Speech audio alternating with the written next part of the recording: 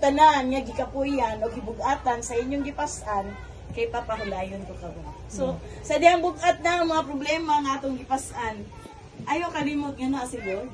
Amen. No, na siya nagtanaw lang siya. Nagulat lang siya nga ato siyang tawagon. Kay si Lord gitagaan ta niya og kanang freedom. Wala tagihimo ni Lord nga himong tag robot nga kumingon si Lord nga paminaw sa ako. Nga lisuon ra niya dili nga na si Lord. Gusto ni Lord nga ato yung kabubuton nga motawag sa iya ha. So, ang Ginoo nag-imbitar dool kamong tanan, no? Dool kamong tanan nga gikapuyan og gibugatan. Bugata kay problema, Lord, bugata kayo, Lord. Di na ako kaya, Lord. No? Diba?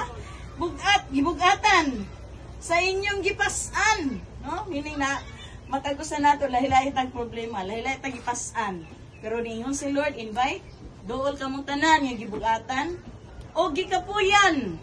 Kay, sa presensya sa Ginoo na ay kapanggayan. Na ay kalinaw, no? Tagaanta ni Lord, o bisan og ingani atong kahimtang makatulog gihapon ta nga malinaw. No? Una nga plano sa Ginoo, God has a plan for you. Jeremiah 29:11, nag-ingon diri, ako lamang nasayod sa ako mga laraw o plano kaninyo paghimo kaninyo mauswagon. Inay moabot ang paghatag kaninyo kaugmaon nga inyong gipangandoy. So, ang atong pisikal nga mga pangandoy, mag-iyong tangadig na mahimo, imposible, mukuan pa mi, muswag pa mi, imposible, pero sa Ginoo, walay imposible. No?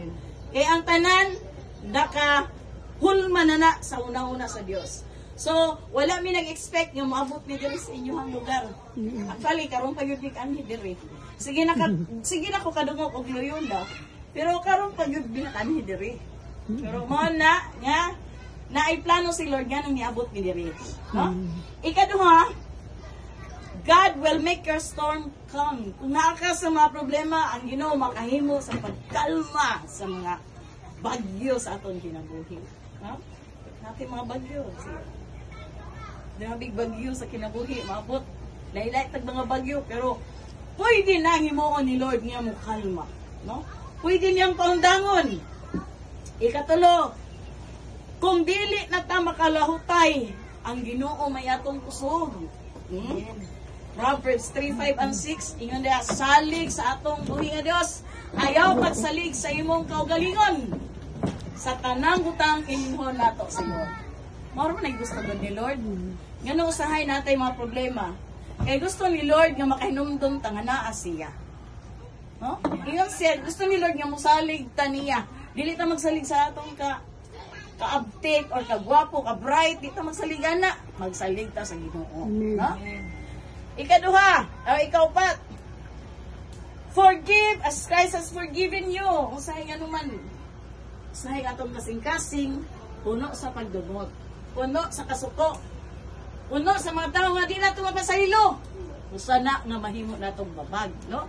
Kanang di ta makapasaylo. Ningon si Lord, forgive as Christ has forgiven you. Ephesians 4:31-32, nag-ingon, biyain ninyo ang tanang kayugot, kapungot o kasuko. Ingon si Lord ha, ayaw na kamo pagsiningkahay o pag-ininsultuhay.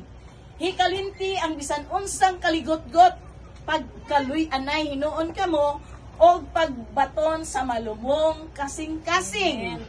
Alang sa usag-usa, o pagpinasaylo ay kamo, ingon nga gipasaylo kamo sa Dios, diha kamo Kristo. So, kana bitong natay mga kaligot-got sa atong kasing-kasing, isa ba yan na makahatag na itong kanang, isa na makahatag na itong depress. Kanang, magmuna na ka ba nga nakisilingan nga, lagot sa kanang silingan, sige rin pangutang yun, bayad. Diba? Sige rin, saan yan ba yun, labay na ba diri, muragwara na. Muragwara na hitabo. Isa na, marka na sa kasing-kasing. Nga magbaton o pagdumot. Ingon si Lord, aron may gawas ka ng kanang stress sa imong kinabuhi. Maantigot ang mupasaylo sa taong nakasalanan. No? Isang lisod na ito pasayloon, kay grabe yan gibuhat. Pero manlo man yun ni Lord. pasayloa siya, ingon nga kita gipasaylo sa Dios. Kaya niyon si Lord, kung di ta makabalo mo pasaylo sa uban, ang Ginoo di po mo pasaylo sa uban. So that's why, ikalima, hapit ang naman, God accept you as His own. Kaya nga naman, sa diyang antigot ang mo pasaylo, ang Ginoo mo dawat nato. Nag-ingon ang Juan 1:12. Si bisan kinsang motoo og mudawat ni Kristo, tawgon siya og mahimo siyang anak sa Dios. No? Kay diri sa kalibutan, duha ra ka klase ang tao. Anak sa Dios o anak sa yawa. So diha na mo magpili. Gusto ka ba mahimong anak sa Dios? O gusto ka mahimo sa dinala nato sa mention, no? Duha ka klase ang tao diri sa kalibutan. Anak sa Dios o anak sa kaaway. So asa man kaani? Pili, choose life or death, no? Ningon ang Juan 10:10, ang yawa miani sa pagpatay, paglaglag, no? Ang iyang pag-ani sa yawa sa kalibutan, ayang trabaho is tagaan tag sakit. Daog-daog nung ta. Apan ang Diyos miani, aron tagaan tag kinabuhi, walay katapusan. Live a life to the fullest. Gidesign ni Lord nga magpuyo kang malipayon. No? Yan ang mag-golban kita. Tumuda sa demonyo. Ninyo si Lord, nanginhanglan ta, og manluluwas. Namaw si Ginoong Jesus. Juan 3:16. For God so loved the world. Kaya gihigog ba sa Diyos ang kalibutan so that gianli siya nga si bisan kinsang muto o mudawat kaniya. Hatagan o ginabuhing walay katapusan. Muto o mudawat. Oh? Ephesians 2:8-9. Episodos 8:9. Ang muto o mudawat kang Lord, mahimo siyang anak sa Diyos. Tagaan o kinabuhing walay katapusan. So, minsan may madlok na rin mamatay. Di ba tanan o? Madlok itag mamatay.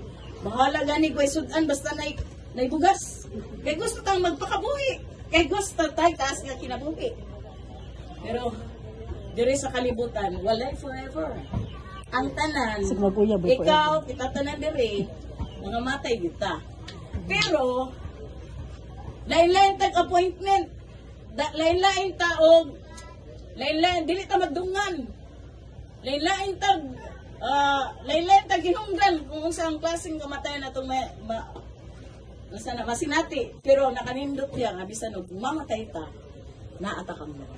No? Di ba?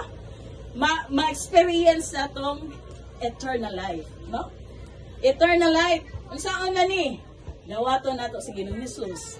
Nga atong personal nga maluluwas Diyos sa atong kinabuhi. Kinsa ba yun si Lord sa inyong kinabuhi? Kung pangutan-on ta mo, kinsa man si Jesus sa inyong kinabuhi? Siguro mayroon yun mo, si Jesus, ang akong Diyos, ang pangutan na ron, Diyos ba yun si Lord sa imong kinabuhi? Kaya kung mayroon kay Diyos si Lord, dapat si Lord mo ay magbuot nimo. Dili ikaw magbuot sa imong kaugalingon. Kung si Lord mo ay Diyos sa imong kinabuhi, dapat ang atong ginabuhat para kay Lord. Kay Lord ba nato si Jesus? Pero kung atong ginabuhat para pa sa atong kaugalingonan, dili pa si Lord Diyos sa imong kinabuhi. Ang imong Diyos, ang imong kaugalingon. So karong hapon nun, we offer Jesus, kaya si Lord may atong himuon Diyod nga, personal na itong maluluwas. So saan na to pag-angko na ng kinabuhing, walay katapusan. Nga makasasala man ta. 1 John 1:9, ingon, ikumpisal ang atong masala sa Dios. Kay siya ra ang makahinlo og mupasaylo sa atong masala. Tanan man ta makasasala. Tanan ta na imansa diya sa Ginoo. Pero si Lord sa dihang ato siyang atong itugyan, atong ikumpisal sa Ginoo atong masala, mupasaylo si Lord. Wala siya pakialam kung sa imong sala. Wala siya nagtanaw nga kagahapon nakasala ka, katungkuan na kay sala. Si Lord dili na mo hinumdum sa atong masala. Ang ato mahimot ang honest kang Lord. Amen. No? Walay posible sa Ginoo. Bisan ang sakit ni bongbong. Ituo mo nga ayohan siya ni Lord. Amen. Imposible na sa doktor. Muhin ang doktor nga mana. Pero kang Lord, wala imposible. Mumilagro si Lord. Mutuo ba ta diri tanan? Kung mutuo ta, mahitabo na. Amen. Kung mutuo ta, mahitabo na sa iyong kinabuhi. Especially si Bumo. Mutuo ka nga, Ginoo, maayon nimo. Dawata si Lord, yung mga personal mag-iwas. Ablihin yung mga kasing-kasing. Dili, operahan na, oblihin. Yan ang mahimotang open, no? Di na ito ablihan kay, unsap, ng pangablihan na ito mga kasing-kasing. Yan ang mahimotang madinawaton sa Espiritu ni Lord. Kaya ningon ang John 4:4. Ang Ginoo Espiritu, o ang nagsimba kaniya, magsimba sa Espiritu ka na kuwarin. Makita ba natin Espiritu? Dili. So, simbahon nato siya bisan asa. Kay naa siya sa atong taliwala karon. Duha tulo nga magisgot sa ngalan ni Jesus, naa siya sa atong taliwala. So, have faith in the Lord. Di ba nito utang ayaw mo sa bubong sa Ginoo? Amen. Isahon nato atong pagtuo. God will see you now. Amen. Amen. Ang milagro si Lord. Amen. Mo milagro si Lord. Amen. Kaya di siya mamaka. Amen. Numbers 23:19, God is not a man. Dili siya bakakon.